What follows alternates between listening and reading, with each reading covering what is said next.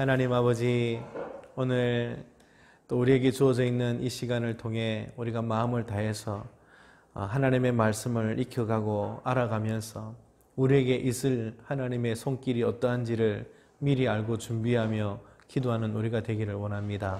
오늘 하루 마지막 시간인데 성령께서 더 강권해 주셔서 깊은 은혜 속으로 인도해 주옵소서.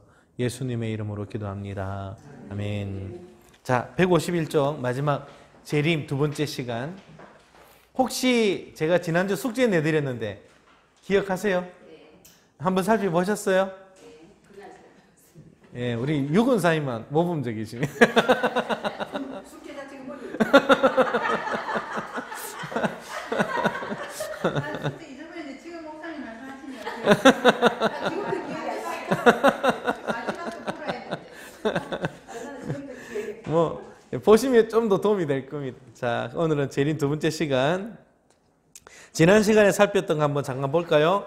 151쪽에 세 가지 징조, 마지막 때를 가리키는 징조, 또 마지막 때 직전에 일어나는 징조, 그리고 마지막 때에 일어나는 징조, 이것을 우리가 구분해서 살펴보았습니다. 내용이 기억이 안 나시겠지만 이런 게 있었구나 하고 한번 살펴보시면 될 거예요. 재림의 시기에 대한 예수님의 비유 네 가지였네요. 뭐죠? 신랑처럼 오시고, 소돔의 멸망처럼 오고, 노아 홍수처럼 오고, 밤에 도둑처럼 온다. 모르게 온다는 거죠. 그래서 알려고 해봐야 소용없다는 겁니다. 모르게 올 건데 항상 준비하고 있어야 된다는 얘기죠. 자, 마지막 때 사람들, 등장인물들이 있습니다. 누가 나타나죠? 불법의 사람, 짐승, 적그리스도. 두 번째 짐승, 거짓 선지자. 또 두 정인은 누구죠? 교회였습니다. 마지막에 힘있게 부흥하는 교회. 네 번째는 14만 4천 명이라는 등장인데 이것은 상징적인 숫자라고 우리가 볼 수 있었죠. 완전한 이스라엘, 하나님이 부르시는 자들이 다 채워진다는 뜻이었습니다. 자, 그럼 오늘은 마지막 때 사건들, 마지막 때 무슨 일이 일어나는가, 이제 그 부분을 이 재림 두 번째 시간에 살펴보겠습니다. 자, 빨리 한번 봅시다. 153쪽 위에 윗단의 네 번째 줄, 마지막 때 사건 네 가지가 있네요. 뭐죠? 환란이 있고, 휴거가 있고, 예수님의 가시적 재림. 가시적이라는 건 눈에 보이는, 그러니까 상징적으로 오는 게 아니고 영적으로 오시는 게 아니라 눈에 보이는 모습으로 가시적으로 오신다. 그 다음 네 번째는 천년 왕국. 이 네 가지 사건이 오늘 우리가 다룰 이제 사건입니다. 자, 그러면 첫 번째 사건, 환란에 대해서 봅시다. 요한계시록 4장에서 18장까지의 환란이 상세히 묘사되어 있다. 지난 시간에 배운 것처럼 예수님의 재림과 함께 보게 될 징조들은 이 환란기에 일어나는 많은 사건들이다. 최후의 대전투인 아마겟돈 전투가 여기에 포함된다. 이 마지막 때의 환란이 이전에 어려웠던 시기들과 다른 두 가지 차이점. 지금도 환란은 있지만 마지막 환란이라고 말하는 그 차이점이 뭔가? 첫째로 지역적이 아니라 전 세계적 현상이다. 한 부분에 국한된 환란이 아니고 우리 지구 전체에서 일어나는 믿음의 성도들을 향한 환란을 생각하고 있는 거죠. 두 번째는 모든 사람이 마지막 때가 왔음을 깨닫고 행동하게 한다는 거예요. 이 환란이 이제 되었구나, 진짜 끝이었구나 하는 걸 알게 하는 거예요. 지금과 별로 다르지 않네요. 그죠? 지금 사실 전 세계에서 예수 믿는 사람들 쉽지 않거든요. 뉴스에 안 나와서 그렇지. 교회가 박해를 당하고 어려움을 당하는 일도 많고, 우리나라는 또 어떻죠? 환란은 아니지만 교회가 많이 쇠퇴되어 가죠. 다른 환란이죠. 육체적으로 환란이 아니라 영적인 환란이 와서 예수 믿으면 제대로 살아갈 수가 없다 보니 사람들이 타협하면서 살 때가 많아요. 직장 생활하는 사람들, 이 사람들 먹고 살려면 신앙을 접어야 돼요. 그런 시대가 되었기 때문에 남성들이 믿음을 갖는 게 쉽지 않고, 믿음을 가지려면 반드시 환란을 통과해야 되는 시대입니다. 언제나 안 그랬냐? 항상 그래 왔었어요. 근데 요즘 들어서 정도가 자꾸 심해지고 있다. 이제 볼 수 있겠어요. 자, 그 다음에 성경은 7년 환란을 두 기간으로 나눈다. 요한계시록에서는 환란의 절반을 한 때와 두 때와 반 때 혹은 42달 혹은 1260일이라고 지칭하는데 결국 그것은 각각 3년 반이라는 기간을 얘기하는데 7년을 반으로 나눴네, 그죠? 3년 반이라고 나눴는데 이게 무슨 의미입니까? 라고 물어보시면 저는 할 말이 없습니다. 옛날 다 말씀드렸거든요. 요한계시록 할 때 7년은 완전한 기간, 그죠? 근데 그 완전한 기간이 한때라 그러면 그걸 절반으로 나눴으니까 긴 시간이 아니고 중간에서 끝이 난다는 거예요. 짧은 환란을 짧다라는 의미로 설명하는 거예요. 근데 7이라는 숫자도 완전하지만 때로는 10이라는 숫자도 완전하고 때로는 10이라는 숫자도 완전한 숫자인데 7도 될 수 있고 70년도 될 수 있고 700이라고 써도 되는데 왜 7이라고 썼을까요? 환란이 길지 않다는 뜻이에요. 길지 않다는 뜻이에요. 그래서 한때로 끝나는 환란이란 게 마지막 환란이 너무 길어지면 우리가 못 견디거든요. 그러니까 7년이라고 얘기하고 그 중에 극심한 환란은 딱 절반 완전하게 가는 게 아니라 어느 정도까지 가다가 환란이 끝날 것을 얘기하는 것이 그게 3년 반이라고 설명하는 거예요. 그래서 이것을 문자적으로 풀어야 되느냐 아니면 이런 식으로 상징적으로 해석해야 되느냐 아직까지 학자들이 의견이 많습니다. 그러나 과거에 비해서 지금은 성경을 풀이하는 이 도구들이 해석이 많이 수준이 높아졌어요. 옛날 고대 문헌들을 분석하는 이 연구가 많아졌고 그러다 보니까 옛날 예수님 시대 때 이런 요한계시록처럼 묵시문학에 대한 문헌들이 연구가 많이 되었어요. 연구를 많이 하면 할수록 이제 자꾸 드는 확신은 이걸 문자적으로 푼다는 것은 참 어리석은 생각이구나 하는 그런 이해들이 많아져요. 왜냐하면 7이라는 숫자에 의미를 부여하는 게 꼭 문자적 7년이 아니라는 것을 묵시문학들은 항상 보여주니까 이게 문자로 풀 수 없는 장르인데 문자로 푸는 것 자체가 웃긴 얘기라는 게 묵시문학을 연구하면서 학자들이 깨닫는 결론들이거든요. 그러니까 최근까지의 어떤 신학적 동향을 보면 처음에 성경이 막 관심이 많아져서 요한계시록을 막 풀어나갈 때는 역사적 전천년설이 참 지지한 학자가 많았었어요. 그런데 시간이 이제 지나서 오늘까지 올 때 무천년설 신학자들의 수가 월등하게 많아지고 있는 것은 뭐 부인할 수 없는 사실이에요. 자, 넘어가 봅시다. 좀 이따가 설명할 테니까요. 자, 첫 번째 사건은 환란이었다면 두 번째 사건은 휴거. 이게 이제 우리한테 관심사죠. 휴거 하면 벌써 겁나죠. 휴거 안 되면 어떻게 하지? 이런 생각 나잖아요. 우리 친절한 세대주의적 전천년 종말론자들이 워낙 떠들어대가지고 이 휴거에 대한 우리가 걱정이 많습니다. 봅시다. 휴거라는 뜻을 가진 헬라어는 데살로니가 전서 4장 17절에 끌어올리다라는 단어로 번역되었다. 공중으로 끌어올리다는 거죠. 휴거는 예수님께서 모든 성도들을 예수님 곁으로 모으셔서 각 사람에게 부활된 영광스러운 몸을 주시는 것이다.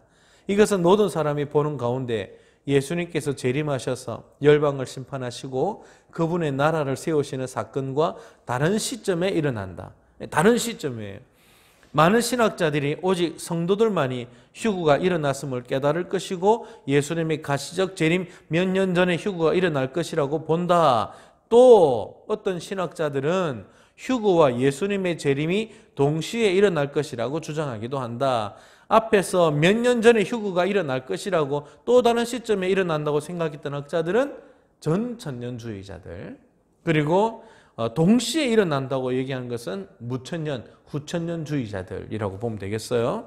자, 휴거의 정확한 때는 우리가 알 수 없지만 그 일이 반드시 일어날 것이라는 확신은 흔들리지 말아야 한다. 밑에 있는 구절 볼까요? 같이 한번 읽어봅시다.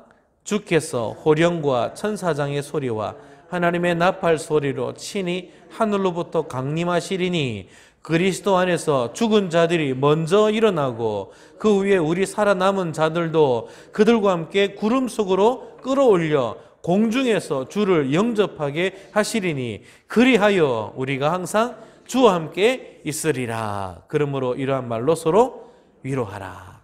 자, 네 가지. 첫 번째, 주께서 강림하십니다. 이게 웃은 시작이죠. 주님이 강림하십니다. 사도행전 1장 11절 보면 구름 속에서 우리가 올라간 본 그대로 내려오실 것이다.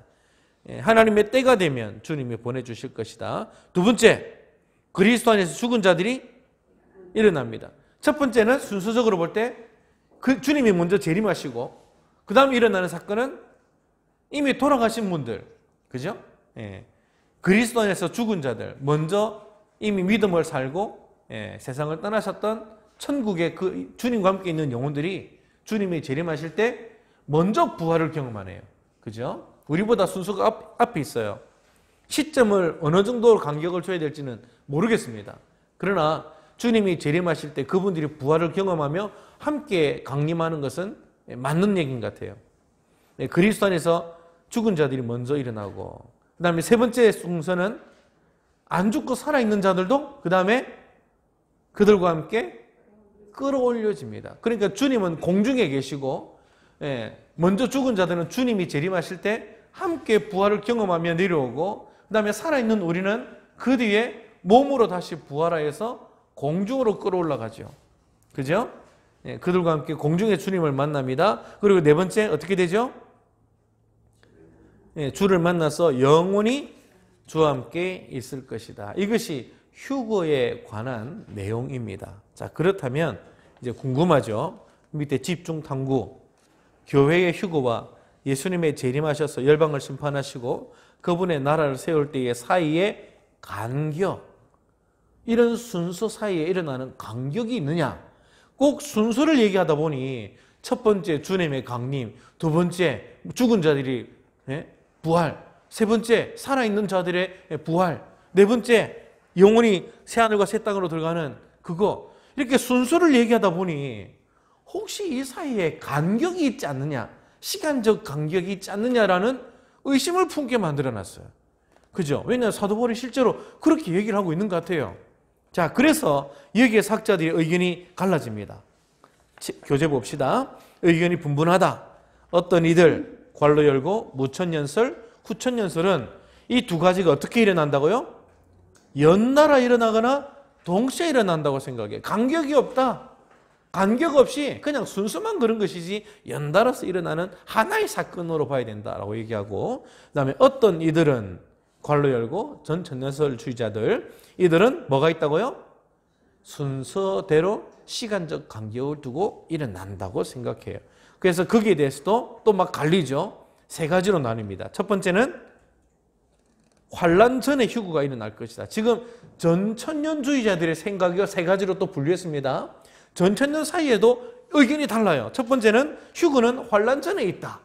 그래서 교회 교인들은 휴거를 당할 때 환란을 당합니까? 안 당합니까? 그러니까 이게 누가 얘기하는 거죠? 전천년설주의자들 안에도 우리가 밖에서 길거리에서 많이 듣는 얘기죠. 환란 피하려면 휴거돼야 된다. 휴거되려면 빨리 재산 다 팔고 자기들 교회 들어와야 된다. 흰 옷 입고. 아니면 이 땅에 남아서 환란 실컷 받고 그 다음에 주님 만나게 될 거다. 이왕이면 환란 피해야 되지 않느냐 얘기하죠. 정말 막 드럽게 얘기해서 다 그들 교회 들어가서 재산 팔고 흰 옷 입고 산숭 부르면서 그날만 기다리는 거예요. 휴거될 날만. 이게 다미 선교였고, 그죠? 사회 문제를 일으키는 종말론자들이에요. 환란 전 휴거. 자, 두 번째는 환란 중에 휴거된다가, 이것도 세대주의적 종착, 그 종말론자들이 또 하나 분파예요. 3년 반, 3년 반 나눈 거 보고 전 3년 반은 극심한 환란은 아니거든요. 이때는 교회가 같이 고통받아요. 그러다가 3년 반과 3년 반 사이에 주님이 재림하시는데 그때 휴거 못 받으면 남은 3년 반 동안 극심한 환란 받고 그 다음에 천년왕국 들어간다고 생각해요. 그러니까 이들은 어느 정도 고난 받다가 휴거 온다고 생각했던 거예요. 이것도 요한계시록을 문자적으로 푸는 종말론자들의 또 하나의 분파예요. 그래도 똑같아요. 주장하는 바는 자기들이 휴거를 받을 텐데 기존에 있는 교회들은 휴거 못 받는다는 거예요. 남은 3년 반 이 땅에서 죽도록 고생한다는 거예요. 그리고는 천국 들어간다. 그러니까 빨리 재산 다 팔고 자기들 교회 들어와서 흰 옷 입고 노래 부르면 기다리자. 휴거 기다리자. 그게 종말론자 하는 얘기예요. 이런 것은 사람의 두려움을 엄청 조장시키죠. 위로가 됩니까? 안 됩니까? 안 되죠. 잘못된 접근이에요. 그러니까. 자, 세 번째는 뭐죠? 환난 후에 예고된다. 7년 환난 우리가 다 보고 환난 끝에 주님의 재림하시고 우리는 주님 만나서 천년왕국 들어간다라고 얘기하는 전천년주의자들, 오늘 우리가 그 중에 하나입니다. 우리 교회 우리 합동측도 공식적으로는 역사적 전천년설을 주장해요. 우리의 공식적 신앙 입장이에요. 7년 환난은 우리가 다 경험한다는 거예요. 예, 그리고 환난 끝에 우리가 이제 이거 주님 못 참겠습니다 할 때 주님이 오셔서 악인들 심판하고 우리는 이 땅에서 천년왕국을 다스리게 될 것이다 라고 얘기를 해요. 그러니까 휴거가 종말을 피하는 도구가 됩니까 안 됩니까? 환난을 피하는 도구. 휴거가 환난을 피하는 도구가 됩니까 안 됩니까? 우리 입장에서 볼 때는 아닌 거예요. 그죠? 그러니까 이 종말론자들면서 휴거돼야 된다 하고 얘기하는 거는 잘못된 거라고 볼 수 있겠죠. 미혹되면 됩니까 안 됩니까? 안 됩니다. 근데 너무나 많은 기존교회 교인들이 이 종말론자의 주장에 빠져가지고 아이고 큰일 났네. 휴가 못 받으면 666 온갖 두려운 거 막 다 얘기하면서 이러다가 내 인생 망하겠네. 그리고는 재산 다 팔고 그거 들어가서 막 가정도 내팽개치고 그렇게 종말만 기다리게 된다니까요. 이 바이블 스터디 공부를 안 해서 그런 거예요. 그것은 이 종말론 공부를 제대로 안 한 거예요. 여기 계신 분들은 절대 넘어가면 안 됩니다. 그죠? 건전한 우리 역사적 전천년설 주의도 그렇고 또 무천년, 또 많은 신학자들이 얘기하는 무천년도 그렇고 휴거라는 것은 성경에는 휴거가 있지만 환난을 피하기 위한 휴거는 없는 거예요. 그런 개념은 없어요. 그러니까 미혹되면 안 된다. 밑에 있는 얘기 봅시다. 하나님께서 말세의 환난을 당하지 않도록 당신을 데려가신다면 정말 기쁠 거다. 그렇게 되면 좋을 것 같아요. 그러나 만일 하나님께서 그 말세에 우리를 정인으로 두겠다고 결정하시더라도 놀라고는 믿음을 잃지 말라. 환난을 견디도록 주님이 함께 하실 거니까요. 자, 156조 세 번째 사건 뭐죠? 주님의 가시적 재림, 눈에 보이는 재림. 예수님의 가시적 재림은 휴거와 다르다. 예수님께서 돌아오실 때 온 땅이 예수님께서 돌아오시는 것을 볼 것이고 그분은 주권과 통치권으로 온 땅을 다스리실 것이다. 저는 여기에 동의하지는 않습니다. 예수님의 가시적 재림은 휴거와 다르다. 이건 누가 얘기하는 거죠? 이거 세대주의적 전천년자들이 얘기하는 거예요. 예수님의 재림과 휴거는 다른 시점에 일어난다고 본다는 거죠. 근데 우리 앞에서 봤죠? 무천년, 후천년설은 두 가지가 연달아 동시에 일어나는 사건으로 전천년설, 특히 역사적 전천년설은 그래도 환난 후에 예수님이 오시고 그 다음에 마지막 때 전천년설 끝나고 천년왕국이 끝나고 그 다음에 주님의 완전한 심판을 위한 임재가 있을 거로 보죠. 그래도 역사적 전천년설이 말하는 휴거와 재림은 같은 사건이거든요. 같은 사건이에요. 주님의 재림하실 때 우리가 다 공중으로 끌어올려서 주님과 만나는 사건은 하나의 사건을 두고 얘기하는 거예요. 그러니까 이 말은 다르다는 것은 내가 볼 때는 인정할 수가 없어요. 이 교재는 그 문구가 좀 애매하게 만들어놨습니다. 이거는 같다라고 보면 됩니다. 가시적 재림과 휴거는 동일한 사건이다. 이렇게 보면 되겠어요. 자, 밑에 마태복음 24장 30절 그때 인자의 징조가 하늘에서 보이겠고 그때 땅의 모든 족속들이 통곡하며 인자가 구름을 타고 능력과 큰 영광으로 오는 것을 보리라. 요한계시록 볼지어다 그가 구름을 타고 오시리라. 각 사람의 눈이 그를 보겠고 그를 찌른 자들도 볼 것이고 땅의 모든 족속이 그로 말미암아 애곡하리니 그러하리라. 자, 이 문장을 볼 때 이게 비유적으로 하는 얘기 같아요? 아니면 그냥 실제 현상을 보고 문자적으로 하는 얘기 같아요? 이걸 우리가 비유적으로 봐야 될까요? 아니면 실제 그렇게 될 걸로 보이나요? 어떻게 해석하는 게 맞을까요? 신천지는 이것을 비유적으로 풀어요. 구름이라는 단어를 그냥 우리가 실제로 보는 이런 구름으로 보지 않고 성경에 나와 있는 모든 구름을 보면서 주님의 임재 현상으로 봅니다. 그러니까 우리가 보는 그게 아니라 자기들의 교리 속에서, 깨달음 속에서, 자기 예배 속에서 주님이 임재하는 현상 속에 주님이 함께 하신다는 것을 보여주는 얘기라고 해석해요. 예. 그래서 구름이 뭐 다른 것과 또 막 비교를 하는데요. 예. 결국은 기존 교회는 주님이 오지 않는다는 걸 얘기하려고 그런 비유를 막 풀어나가거든요. 그러니까 신천지는 항상 뭐 코드적으로 풀어요. 코드적으로. 예, 있는 대로 안 풀고 자꾸 꼬아요. 이렇게 비비 꼬아가지고 자기들이 하고 싶은 말을 그 속에 집어넣습니다. 예, 그러니까 그런 건 넘어가면 안 되겠죠. 자, 이 부분은 보라 그가 구름을 타고 오시리라. 각 사람의 눈이 그를 보겠고, 어쨌든 눈으로 본다는 얘기는 주님이 보이도록 오신다는 얘기죠. 그 구름이 이런 구름일지 아니면 아주 특별한 구름일지는 모르겠지만, 아니면 하늘에서 오신다는 것을 그냥 구름 타고 온다고 표현한 것인지는 모르겠지만, 어쨌든 중요한 사실 하나는 모든 사람이 눈으로 그를 본다는 거예요. 그가 보이도록, 그러니까 숨어서 은밀하게 온다는 개념과는 상반됐죠. 주님은 재림하실 때 여호와의 증인들이 하는 것처럼 주님 우리한테 오셨다 이미. 예전에 한번 오셨다. 온다 안 왔으니까 영적으로 재림하셨다.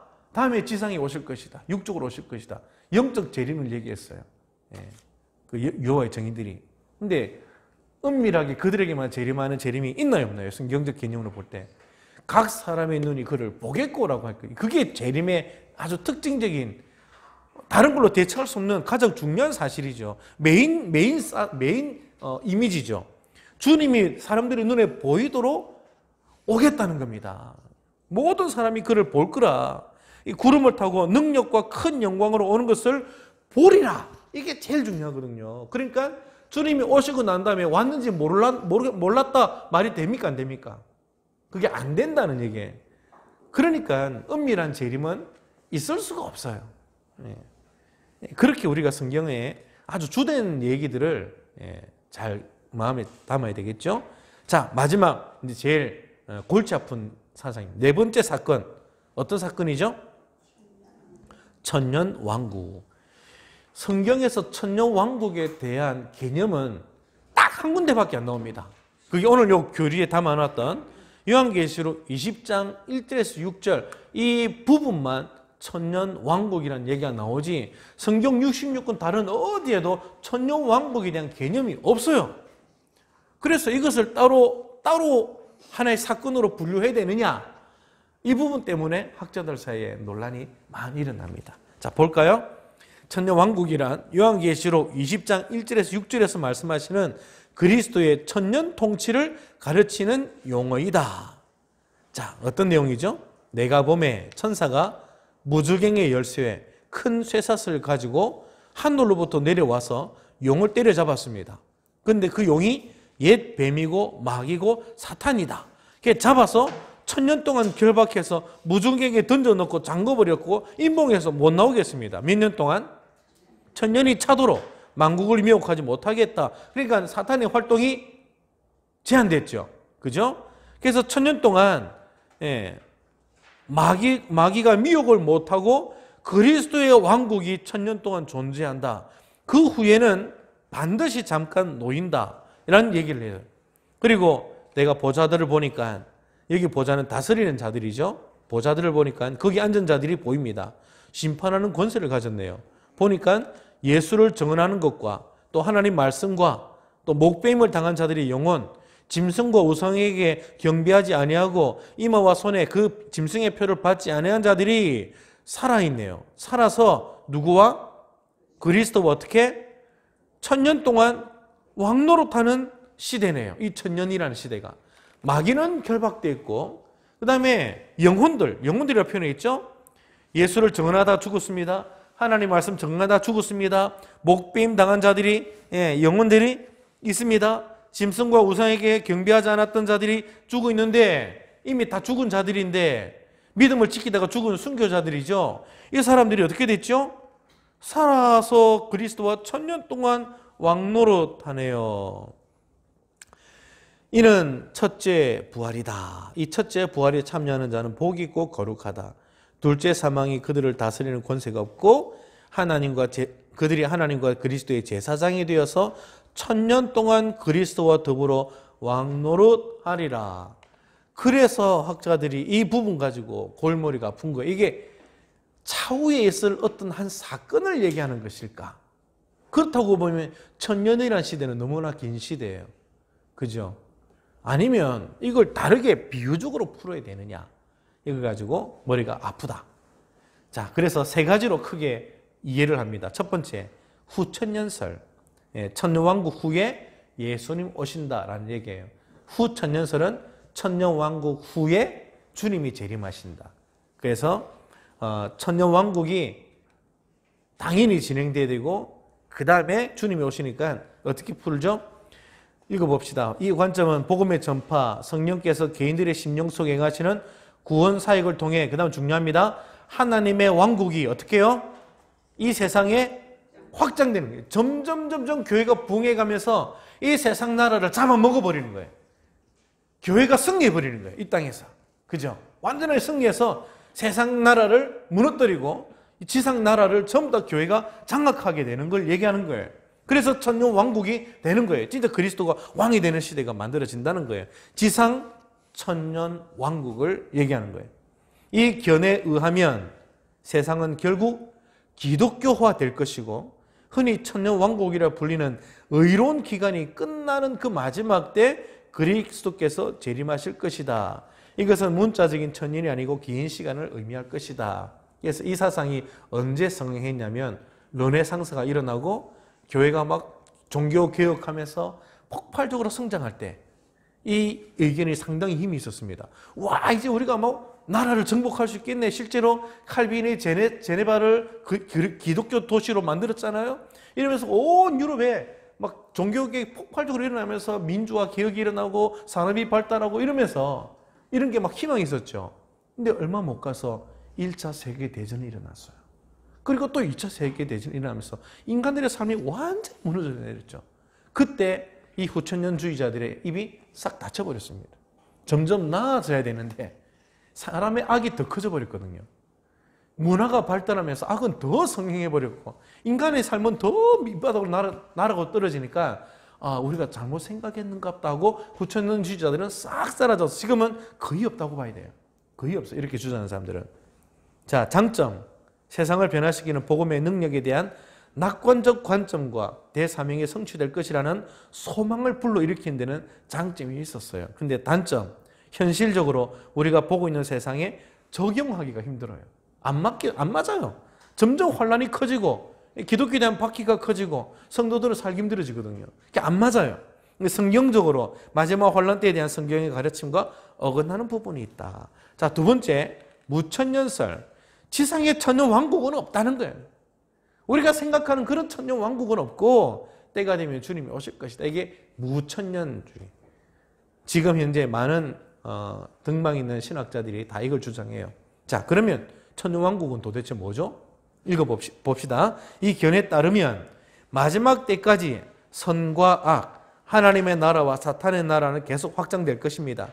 마지막 때에 그리스도의 재림이 있은 후에 모든 사람들의 전반적 부활과 전반적 심판이 있습니다. 끝이 난다는 거예요. 주님이 오시면 다 끝나는 거예요. 그냥 백보자 심판으로 천국과 지옥으로 나뉘면서 끝나는 거예요. 심판이 끝나는 거예요. 그러면 그리스도의 천년 통치는 뭐로 어떻게 이해되죠? 문자적인 것이 아니고 예수님의 부활 전 2000년 전 부활할 때부터 재림하실 때까지의 그 교회 시대가 그분의 지상에서 다스리시는 천년 왕국을 상징하고 있는 것이다 라고 하는 거예요. 다시 말하면 예수님 부활 후에 오순절 때 누가 오셨죠? 성령님이 오셨죠. 그때부터 믿는 교회 안에서 어떤 일이 일어났어요? 마귀가 쫓겨나가고 예수님이 이 땅에 계실 때 일들이 믿는 믿음의 사람들을 통해서 이 땅에서 펼쳐지고 있죠.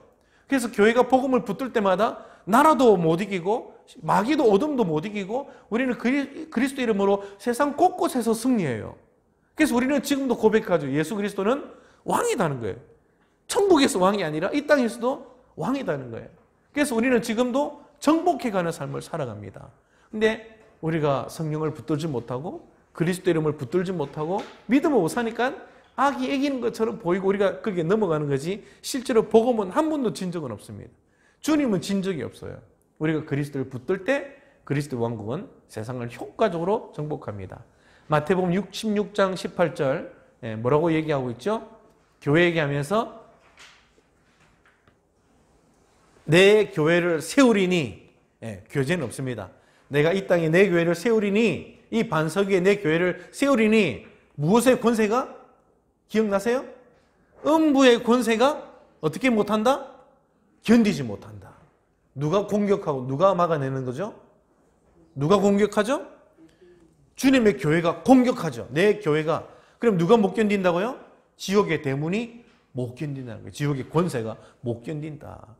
정복하고 승리하는 교회. 그걸 생각해 볼 때, 성경적 사상을 다 종합해 볼 때, 천년왕국은 지금 우리가 그리스도 이름으로 정복해가는 이 시대를 얘기하는 것이다. 이게 천년 동안 그리스도 안에서 우리는 왕노릇하게 될 것이다 라는 얘기예요. 그리고 이런 시대가 끝날 때 물론 환란도 점점 거세지겠지만 때가 되면 주님이 오시고 그 뒤에 천국과 지옥으로 주님이 양과 염소를 가르듯이 나뉜다는 겁니다. 자, 이렇게 보니까 성경의 모든 사상과 딱 맞아떨어지네요. 그죠? 복잡하지가 않죠. 이렇게 있다가 주님 오시면 끝나는 거니까 종말이 간단하죠. 그래서 장점은 밑에 보시면 부활한 성도들이 중생하지 않은 세상 속에서 최후 심판 때까지 천년 동안 살아야 하는가 하는 의문을 해결해 준다. 앞으로 뭔가 또 지상에서 천년을 더 보내야 되는가? 이 의구심에 대한 답을 주는 거예요. 그럴 필요 없다는 거죠. 바로 천국에 들어가니까.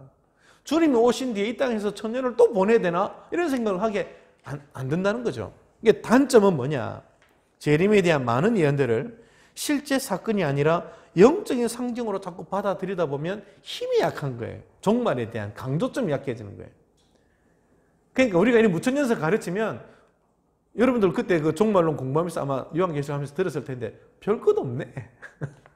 뭐 휴거도 그렇고 뭐 별 것 없네. 차라리 두려움을 조장하는 그 세대주의자들의 종말이 뭔가 있어 비고 막 그럴 수 있죠. 이 말세에 설득력이 더 있을 수 있어요. 근데 실제로 무천년적으로 계시록을 풀어가면 종말이 너무나 간단해요. 그냥 우리가 사는 이 시대에 혼란 있지 않느냐. 잘 참고 견디다 보면 주님 오실 거야. 그리고 천국과 지구로는 갈 거야. 그러니까 뭐 어떻게 할 말이 없어요. 이게 끝난 거예요, 이게. 너무나 간단하게 끝나니까 때로는 성도들이 종말에 대한 소망이 약해질 수 있어요. 그런 단점이 있습니다. 자, 그건 저는 단점이 아니라고 생각하지만 어쨌든 다른 주의자들이 볼 때 그건 단점이에요. 자, 마지막 158쪽에 전천년설은 뭐냐? 천년왕국 전이니까 전천년설이니까 천년왕국 전에 주님이 오시는 거예요. 자, 봅시다. 전천년설은 그리스도의 재림이 천년왕국 전에 일어날 것이고 지상에서 글자 그대로 어디에서? 지상입니다. 착각하시면 안 됩니다. 전천년왕국설의 기본 개념은 이 땅에서입니다. 이 땅에서 천년왕국이 일어날 거라는 거예요. 지상에서 글자 그대로 천년 동안 그리스도 왕국이 세워진다는 거예요.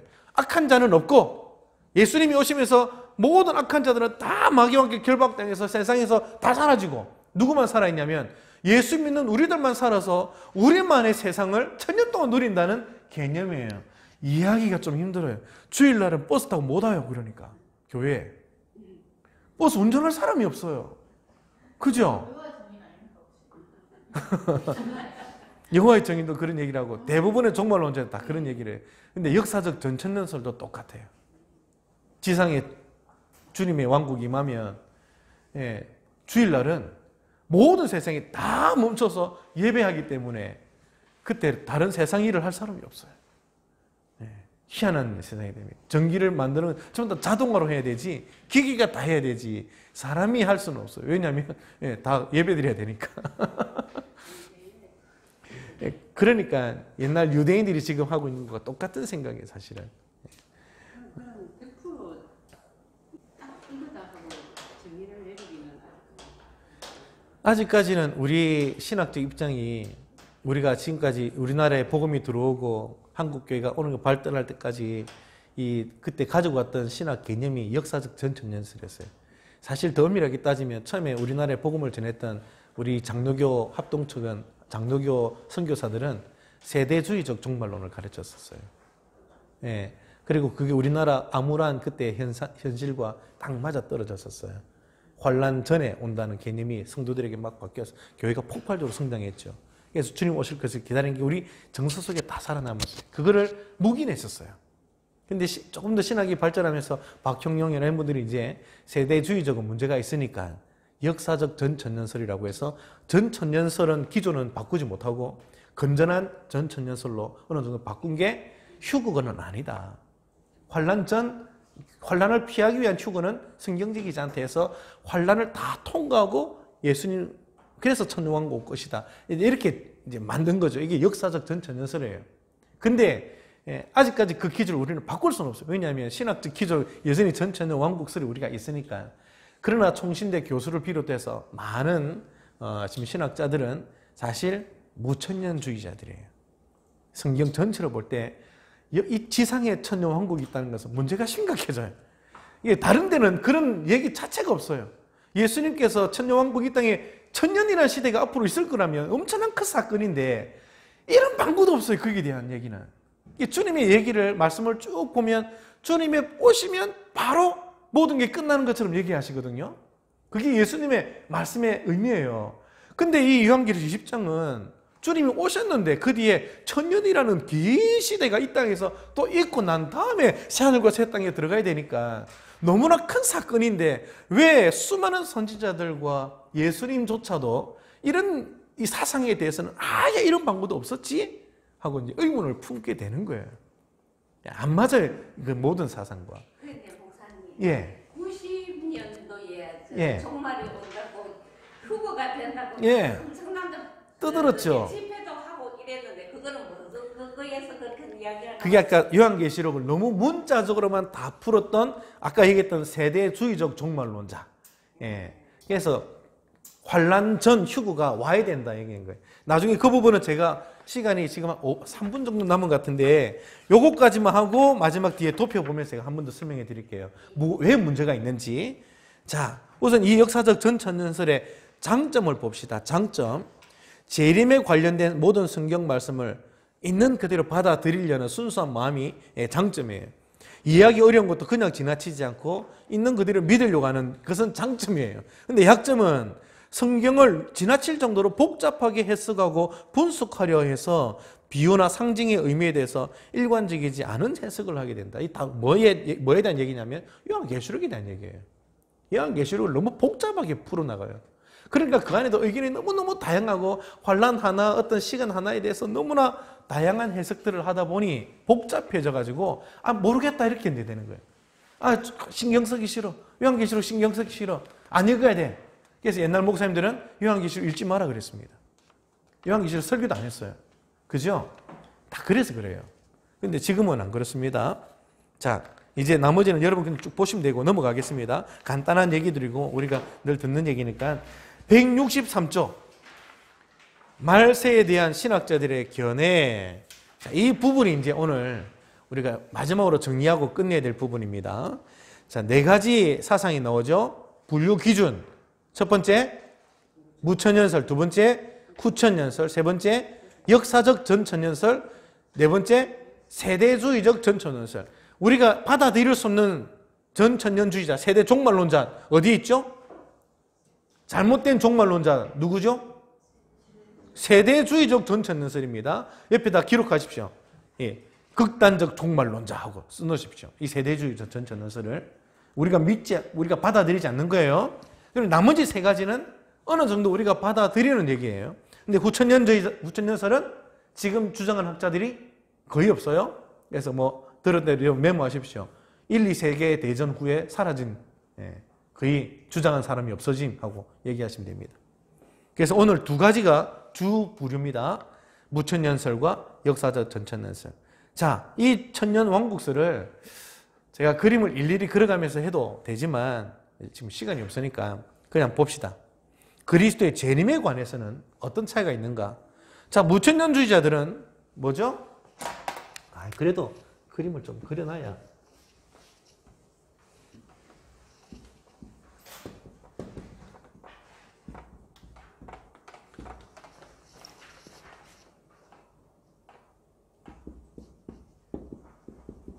자, 예수님이 승천하셨죠? 제가 조금만 오버할게요, 시간. 마지막이니까. 승천하시고 천국과 지옥이 오는, 그 여기는 이제 교회 시대네, 그죠? 우리가 지금 어느 시점에 있는지 몰라도 뭐 이점 있다 하십시다. 자, 무천년주의자들은 어떻게 해석하는 거죠? 무천년주의자들은 지금 이 시대가 천년 왕국이라는 거예요. 그리고 어느 시점에 주님이 재림하시는, 어느 시점이 아니죠. 예. 주님이 언제 재림하시는 거죠? 천년 왕국 끝에 주님이 이 시점에 재림하시고, 그 다음에 우리가 여기서 주님 다 만나가지고 어떻게 되는 거죠? 믿는 사람은 천국, 예수 안 믿는 사람은 지옥으로 가는 거예요. 우리가 늘 믿고 있는 사상이죠. 주님 오세요 하는 얘기잖아요. 이게 우리가 무천년주의잖아요. 천년왕국이라는 건, 지상에 있는 천년왕국이라는 거는 따로 존재하지 않는다. 이미 우리는 천년왕국을 누리고 있는 거다라고 얘기하는 거예요. 그러니까 주님 몇 번 재림하세요? 한 번 재림하시니 언제? 세상 끝에. 자, 그 얘기입니다. 자, 보십시오. 그리스도의 재림, 일회성 사건이다. 휴거와 재림의 구분이 없다. 예. 영원한 상태가 시작되는 출발점입니다. 그죠? 그 다음에 부활에 대해서는 그리스도의 재림 시에 어떻게 되죠? 우리가 다 이때 부활되죠. 믿는 사람 안 믿는 사람 다 이때 일제히 부활하고 천국과 지옥으로 끝나겠죠. 예, 하나의 사건 때 다 일어나는 일입니다. 그죠? 그렇게 될 거예요. 심판도 똑같은 때 일어나네. 예수님이 재림하실 때 모든 사람이 몸으로 다 부활되고 난 다음에 백보자 심판을 통해 가리죠. 같은 사건, 동일한 사건. 환란, 이 시대에 경험하는 거예요. 환란. 그죠? 천년왕국, 우리 교회 시대예요. 지금 살고 있는 시대. 그 다음에 이스라엘과 교회 구분 없어요. 교회가 곧 이스라엘이에요. 그죠? 유대인의 어떤 왕국이 또 만들어지는 건 없죠. 우리가 곧 교회고 이스라엘이고, 참 하나님의 백성이고. 이렇게 주장하는 게, 이게 우리가 지금 늘 설교 때마다 사실 들어오고 우리가 또 그렇게 생각하는 종말적인 기본 개념이에요. 우리는 뭘 주장하고 있죠? 대부분? 예, 우리는 무천년주의자다. 보면 되겠습니다.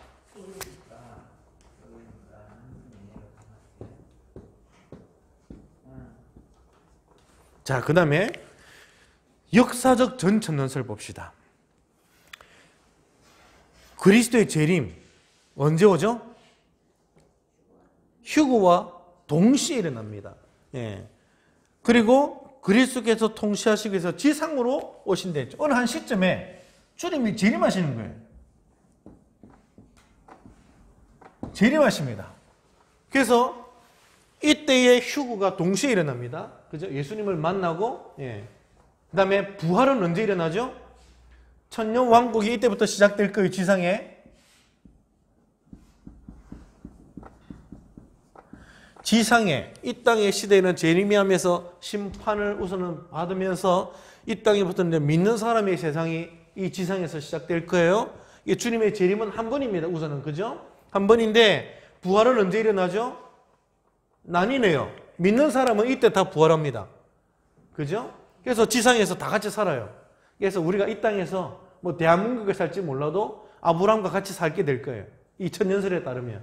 다니엘, 다윗, 전부 다 성경에 보던 사람이 다 몸으로 일어나서 이 땅에서 같이 살아가요. 근데 좀 걱정이 됩니다. 그 사람들이 살고 있으면 우리가 쫄려가지고 제대로 살겠습니까? 그죠? 좀 걱정이 돼요. 주기철 목사님하고 같이 한 방에 있으면 이제 힘들 것 같아요. 어쨌든 이렇게 돼요. 이 땅에서 살아요. 이때 안 믿는 사람은 마귀와 함께 무저갱에 갇혀서, 무저갱에서 갇혀 있어요. 예. 그 다음에 환란은 언제 일어나죠? 환란은 천년왕국 끝날 때는 아니고, 여기 보면 환란에 보면 환란 후에 휴거가 된 데 돼 있죠. 이때 휴거라 동시라 그랬죠. 또 환란 후에니까 환란은 앞에 있어야 돼요. 7년 대환란이 교회가 그냥 다 통과하는 거예요. 통과하고 환란 끝에 주님이 재림하시고 천왕국 끝나는 거예요. 그러니까 고생 끝에 희락이 오는 거죠. 잘 참으면 왕국을 경험하는 거예요. 그래서 소망을 주는 얘기이기도 합니다. 그래서 우리는 지금 정통적으로는 이 입장을 견지하고 있습니다. 우리 신학은. 자, 이스라엘과 교회는 어느 정도는 구분해요. 그래서 이스라엘이 회복된다 그래서 이 지상 왕국을 할 때 이스라엘도 완전한 왕국을 유지한다. 또 어떤 학자들은 아니다. 구분은 없다. 이렇게 하는 전천연설 안에서도 다양한 의견이 있어요. 저는 전천연주의자가 아니지만 그래도 어느 정도 전천연설을 입장한다면 저는 구분은 없다고 생각해요. 유대인과 우리는. 왜냐하면 유대인을 구분하는 순간 위험해집니다. 유대인들이 뭘 만드냐면은 성전을 세워요. 유대인이 회복된다는 얘기는 성전을 세운다는 거예요. 성전을 세우면 뭐가 되죠? 뭐 해야 되죠? 다시 제사를 드려요. 제사는 뭘 드리는 거예요? 다시 짐승 바치는 거예요. 지금 시온주의자들이 이걸 주장하고 있거든요. 그래서 지금 전쟁을 준비하고 있어요. 지금 실제로 이스라엘의 시오니즘 유대인들이 제3의 성전을 세우려고 준비하고 있어요. 근데 지금 성전이 다 그 이슬람 그쪽으로 다 뺏기 있잖아요. 그죠? 그러니까 전쟁을 일으켜서 그들 몰아내고 성전을 회복하겠다는 거예요. 그리고 거기다가 다시 성전 짓고 다시 초막절과 모든 절기를 회복하며 그 제단에서 번제단에서 짐승을 바치겠다. 그걸 지지하는 성경은 에스겔입니다. 에스겔이 40장에서 48장까지 성전에 대한 환상을 보고 다시 거기에서 제사가 시작될 것을 얘기하고 있으니 그들을 문자 그대로 받고 성경을 이루어야 된다는 얘기를 하고 있어요. 근데 전천년주의자들이 그걸 수용하고 있다니까요. 전천년 우리 정통적인 신학자들이 유대인들이 어느 정도 회복될 것을 얘기하는데 그걸 모르는 바가 아닌데 이걸 수용하고 있으니 이건 있을 수가 없는 일이에요. 제가 볼 때는 수용할 수 없는 얘기예요. 제사가 있을 수 없죠. 히브리서에서는 이미 제사는 끝이 났는데요. 예. 그러니까 이거는 우리가 말할 수 없죠. 유대인들의 회복은 없다고 봐요. 예. 그냥 우리가 유대인이고 우리가 참 이스라엘이고 그죠? 자, 이게 역사적 전천년서의 주의자예요. 문제는 어디 있냐? 핵심은 여기 있어요. 그리고 이 천년 끝에 잠깐 마귀가 놓이죠. 그 다음에 갇혀있던 모든 불신자들이 일찍 일어나서 아마겟돈 전쟁을 벌려요. 다시 또 전쟁이 또 일어나요. 다시. 그래서 주님이 완전히 박살을 내고 이제 심판을 행하게 되는 거예요. 그러니까 이 얘기로 따르면 예수님이 재림하시지만 이때 다시 또 오셔야 돼요. 사실 그들은 한 번의 재림을 얘기하지만 엄밀하게 따지면 예수님의 재림 두 번이 되는 거예요. 한 번 오셔서 왕국 끝난 건데 왜 그때 잠깐 놓여가지고 또 아마겟돈 전쟁을 벌리냐고요. 그때 성경에 보면 주님이 만왕의 왕주로 임하시는 장면이 나오는데 오셔가지고 때려잡아야 돼요. 주님이 두 번 오시는 거예요. 그걸 억지로 막 풀다 보니까 아 이거는 공중에서 만났지 이건 지상에서 만난다고 세대주의자랑 똑같은 얘기를 하게 돼요. 그러니까 제가 볼 때 이건 안 맞는 얘기예요. 너무 복잡해요. 자, 세대주의적 전천연설 이거보다 더 복잡합니다. 더 복잡해요. 자, 볼까요? 재림이 몇 단계로 일어납니까? 재림이 2단계. 언제 또 온다는 거예요? 이 7년 대환란 이전에 한 번 더 와야 된다는 거예요. 세대주의자들은. 요한계시록 문자를 보면 오늘 극단적 종말론자잖아요. 주님이 이때 오고 교회는 이때 휴거가 돼요. 휴거돼서 제7년 환란을 어떻게 한다는 거예요? 피하는 거예요. 이때 공중에서 주님과 함께 놀란 낙원을 누리는 거예요. 영원한 노래를 부르고 여기에 휴거 못 받은 사람들은 안 믿는 불신자들의 세상에서 엄청난 죽을 고생을 다 하는 거예요. 그리고 주님이 이때는 공중에 재림했지만 이때 지상 재림을 하고 그래서 천년왕국을 누리게 된다는 거예요. 승리한 사람들은 천년왕국에 들어간다는 거예요. 예수 잘 믿어도 환란이 너무 극심하고 휴거 못 받으면 이때 다 넘어지면 도루묵이 된 거예요. 예수 이름을 불러도 이때는 환란을 못 피하니까 얼마나 극심한 이 환란과 고난에 대한 두려움을 조장합니까? 예수 잘 믿어도 소용없어요. 세대주의자들에 따르면 뭐 해야 돼요? 무조건 휴거 받아야 돼요. 그러니까 휴거 받으려면 조건 내미죠. 세상에 욕망 버려야 돼. 진짜 휴거 받으려면 참 믿음 보여야 돼. 재산 다 팔아야 돼. 이 땅에 소망 없어야 돼. 재산 다 팔고 집 팔고 이 땅에 아무것도 남기지 말고 오직 하늘에 보물을 쌓아둬야 돼. 그 얘기하니까 넘어가겠습니까? 안 넘어가겠습니까? 다 넘어가는 거예요. 집 팔고 재산 팔고 다 그래가지고 자기들은 뭐 돈 엄청 많고 그게 문제가 생긴 게 이런 거지. 주님이 몇 번 재림합니까? 한 번 재림하고 2번 재림하고 나중에 또 심판하고 해서 또 가야 돼요. 이 말도 안 되는 종말을 얘기하고 있는데 거의 대부분의 우리 믿는 성도들도 종말론에 대해서 제대로 공부를 못하니까 여전히 머릿속에 이런 개념이 남아있어요. 이 휴거, 걱정이 되죠. 어느 날 자고 일어났는데 내 남편만 휴거되고 나는 휴가 안 되면 어떻게 하지? 뭐 그런 거. 나만 죽고 되면 우리 아들은 어떻게 하지? 그런 걱정이 있습니까? 없습니까? 있죠. 그 세대주의자들이 그렇게 열심히 작업을 해서 이런 생각을 집어넣어놨어요. 예, 이거는 잘못된 것입니다. 이거는 주님이 3번 오셔야 돼요. 복잡합니다. 물론 세대주의자들 안에도 더 복잡한 게 많아요. 유대인들과 완전히 따로 해가지고 세대를 7세대로 나눠가지고 계속 설명하는 게 있는데요. 말도 안 되는 얘기고, 이 지상천년도 완전히 유대인 나라와 따로 구분하기도 하고, 전혀 안 맞는 얘기들이 많아요. 저도 복잡할 정도로 이야기가 많아요, 이 안에는. 근데 다 근거 없는 얘기들이다. 예, 그런 것들을 다 휴거로 이용하는데요. 예, 그것은 그냥 주님이 그 땅에 오셔서 갈린다는 의미를 표현하신 거예요. 우리가 일상생활하고 있다가 주님이 오시면 거기서 그냥 나뉜다는 표현을 하신 거죠. 근데 그런 것들이 너무나 좀 오해의 소지가 크다 볼 수 있습니다. 예수님 땅에 재림하신 그 세상 끝이다.